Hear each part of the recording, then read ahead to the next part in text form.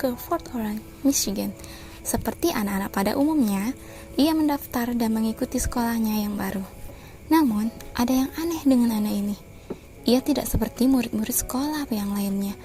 Setiap gurunya menjelaskan mata pelajaran kepadanya, ia tidak merespon dengan baik. Dengan kata lain, ia adalah murid yang tertinggal.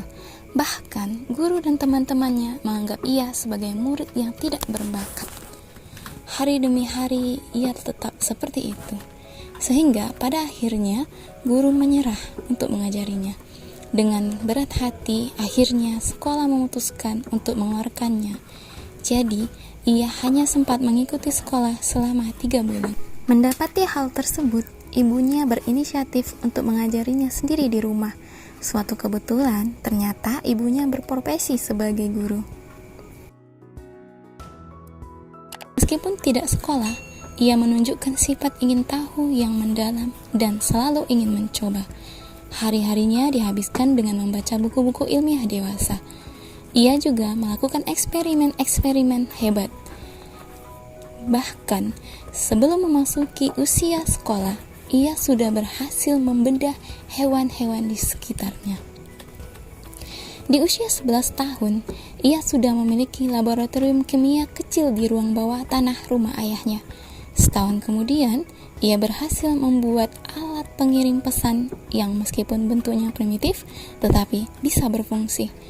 Tentu saja, percobaan-percobaan yang dilakukannya membutuhkan biaya yang sangat besar.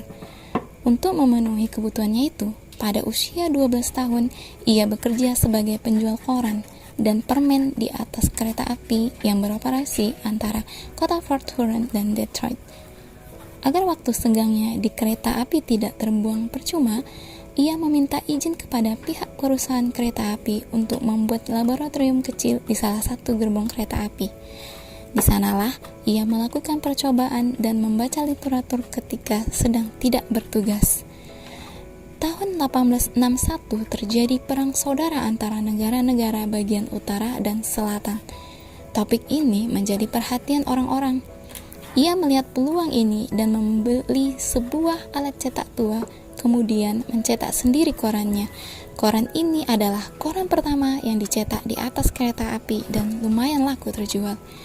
Pada masa ini, ia mengalami kecelakaan, sehingga kehilangan pendengarannya. Tetapi, ia tidak menganggapnya sebagai cacat, malah menganggapnya sebagai keuntungan, karena ia banyak memiliki waktu untuk berpikir daripada untuk mendengarkan pembicaraan kosong. Dari kerja kerasnya, ia banyak memperoleh hasil penemuan-penemuan yang bermanfaat. Secara keseluruhan, ia telah menghasilkan 1039 hak paten, dan seluruh hasil penemuannya tersebut masih kita gunakan serta bermanfaat untuk kehidupan kita sehari-hari.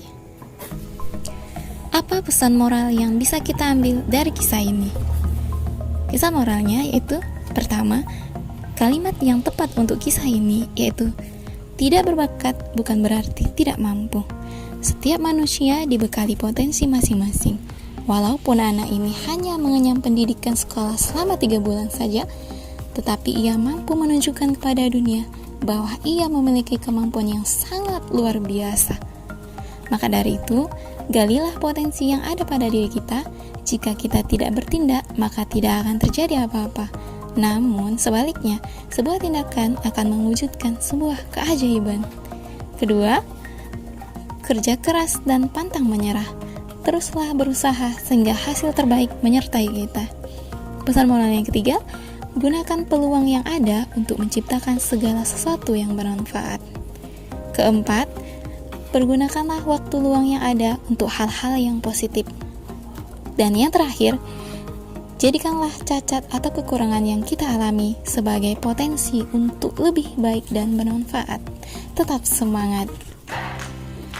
Oke, demikianlah kisah inspirasi kehidupan kita kali ini. Nah, jika kamu menemukan pesan moral yang lainnya dari kisah ini, silakan tulis di kolom komentar ya. Tenang, ada banyak video life inspiration yang lainnya. Tetaplah di Life Inspiration.